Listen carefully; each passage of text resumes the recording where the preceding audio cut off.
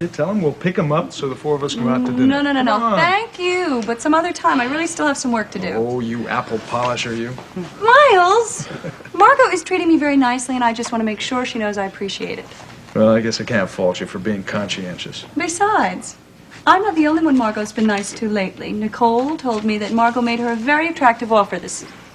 Oh, you didn't tell him yet? Oh, I was just about to. Margot has asked us to be her guest for the weekend. Guests? Where? What, in the guest room of her penthouse apartment? I think I'll pass. No, at a place called Palace Park. What's Palace Park? It's supposed to be a lovely country inn with good food and all sorts of recreational activities. Yeah, Margot was planning on spending the weekend there with Elliot. Well, now, look, if they want us to accompany them, we can certainly pay for ourselves. Oh, no. Margot and Elliot aren't going.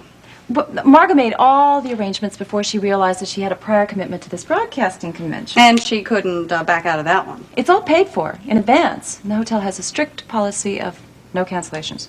Oh, that's too bad for Margot, isn't it? Oh, she thought it was sort of silly for the room to go to waste, so the suite is ours for the taking. And it certainly would be silly to pass up an opportunity like this. Oh, come on. Mrs. Goodman can take care of Adam for the weekend. Please? Listen, you've been working so hard recently. A weekend away without having to think about your practice would be very good for you. Well, I guess both of us could do with a little rest, couldn't we, Mrs. C? Then it's all set. Just point me to Palace Park.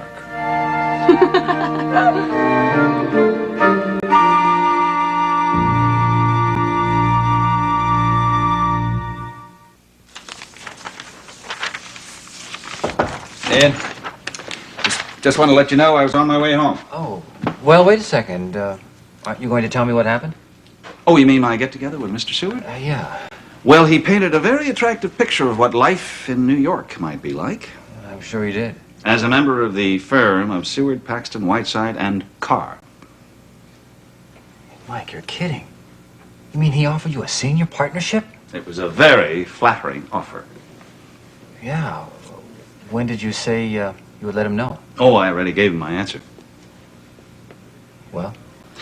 15 years ago, I probably would have jumped at the opportunity. But Monticello's my home. I have no intention of leaving. Well, how did he react to being turned down? Well, he seemed genuinely disappointed.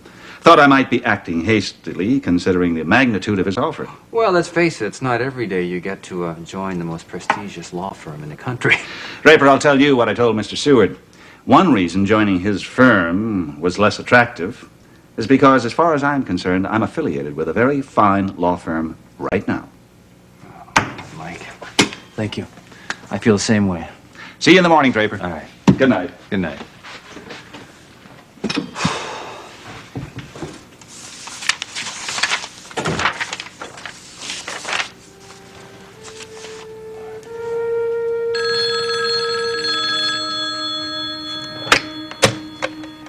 Karr and Scott. Scott speaking. Oh, well, just the man I wanted to talk to. Who is this? Phillip Seward, Mr. Scott, and I'm glad you're still there. Oh, Mr. Seward, Mike just walked out of the office. Is there anything I can do for you? Well, you wouldn't happen to have some free time right now, would you? I beg your pardon? Well, I'm at a place not far from your office. It's a watering hole called the Gavel. I'd like to buy you a drink. Well, I appreciate your offer, but I don't see why you would... I won't take up much of your time, Mr. Scott. I really would like to talk to you. Look, Mr. Seward, excuse me, does this, have something to do with your discussion with Mike? Well, yes, as a matter of fact, it does. Well, Mike told me, about your talk, and he told me that he turned down your offer. So if you think that you can talk to me and get me to change his mind, I'm afraid you're wrong. No. I'm sure that Mike was perfectly sincere when he said that he wasn't interested. I mean, I know there are lawyers that say no just to up the ante, but, well, I'm sure Mr. Karr isn't like that. No, he's not. No, as far as I'm concerned, Mr. Karr has taken himself out of the ball game. What I would like to talk to you about over that drink, Mr. Scott, is you.